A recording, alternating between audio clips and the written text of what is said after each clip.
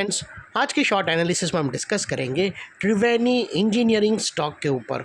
दोस्तों, ये स्टॉक अगर आप देखो तो जून 2025 से करेक्शन के अंदर चल रहा है, यानी ओवरऑल अगर आप देखो तो स्टॉक ने 2.5 महीना पूरा करेक्शन में बिता दिया और यहाँ पर स्टॉक ने दोनों तरह का करेक्शन दिया, प्राइस वाइज टाइम वाइज दोनों। पहले स्टॉक ने प्राइस वाइज करेक्शन दिया जहाँ पर ये काफ़ी हद तक डाउन साइड करेक्ट हुआ, फिर टाइम वाइज करेक्शन के अंदर स्टॉक ने साइडवे कंसोलिडेशन करी और एक स्ट्रॉन्ग बेस बनाकर ब्रेकआउट दिया है। यहाँ पर मल्टीपल पॉजिटिव फैक्टर्स भी ट्रिगर हुए हैं, जिसके तहत ये स्टॉक करंट लेवल से अपसाइड में 5 से 7% का अपसाइड मूव दे सकता है। लेकिन फ्रेंड्स, यहाँ पर कोई भी हमारी बाई सेल होल्ड रिकमेंडेशन नहीं है, ये प्योरली एजुकेशन पर्पस से मैं अपना पॉइंट ऑफ व्यू आप लोगों के सामने शेयर कर रहा हूँ। कोई भी पोजीशन लेने से पहले अपने फाइनेंशियल एडवाइज़र को ज़रूर कंसल्ट कर लेना।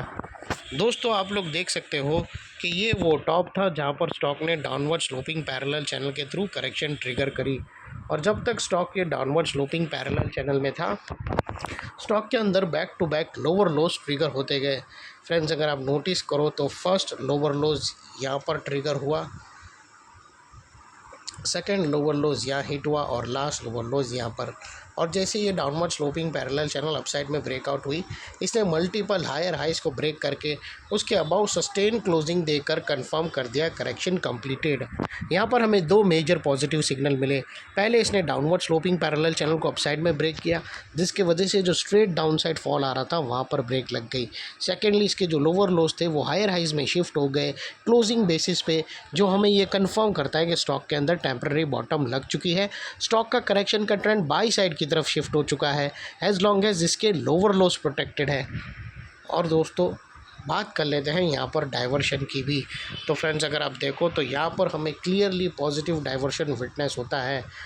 प्राइस एक्शन के जो लोअर लो स्विंग है दोस्तों, वो डाउन साइड की तरफ टिल्ट हुए हैं, वही RSI अपसाइड में टिल्ट होकर यहाँ से हमें फर्स्ट ब्रेकआउट मिला है, जो एक अपसाइड मोमेंटम पंप करेगा स्टॉक के अंदर।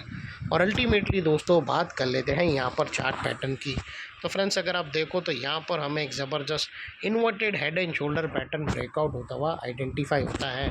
और दोस्तों, अपसाइड में जो स्टॉक का फर्स्ट टारगेट है वो तकरीबन 370 के पास है, जहाँ पर एक गैप है, वो गैप फील करने आएगा, जिसको दोस्तों हम करेंगे ग्रीन में।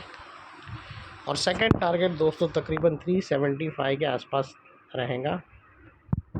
और दोस्तों, गैप के पास का ये एरिया एक रेजिस्टेंस का भी रोल प्ले करेगा, और क्योंकि ये जो गैप है वो फर्स्ट टारगेट के बहुत ही नियर बाय है, तो आप वहाँ पर भी प्रॉफिट बुक कर सकते हो। और यहाँ पर दोस्तों बात कर लेते हैं स्टॉप लॉस का। तो जो भी स्टॉप लॉस रखो, इतना मेक श्योर करना कि आपका risk to reward ratio at least 1:2 या मिनिमम 1:1.5 रहना चाहिए। और फाइनली फ्रेंड्स, नेकलाइन के पास का ये एरिया एक इम्पॉर्टेंट सपोर्ट का रोल प्ले करेगा, बिकॉज दोस्तों मल्टीपल पॉजिटिव फैक्टर्स हमें यहाँ पर ही एक्शन में आते हुए मिले।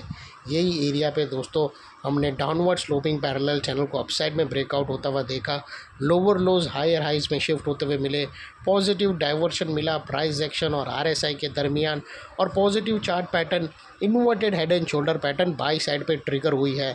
तो ये सारे मल्टीपल पॉजिटिव ब्रेकआउट्स के कारण नेकलाइन का ये एरिया सो फार एक रेजिस्टेंस था, वो एक स्ट्रॉन्ग सपोर्ट बनकर ट्रिगर हुआ है।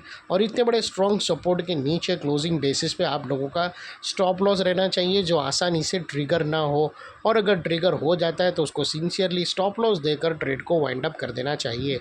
ये थी हमारी cut to the point analysis दोस्तों। अच्छी लगे तो वीडियो को लाइक शेयर सब्सक्राइब ज़रूर करना। थैंक यू, जय हिंद, बाय बाय।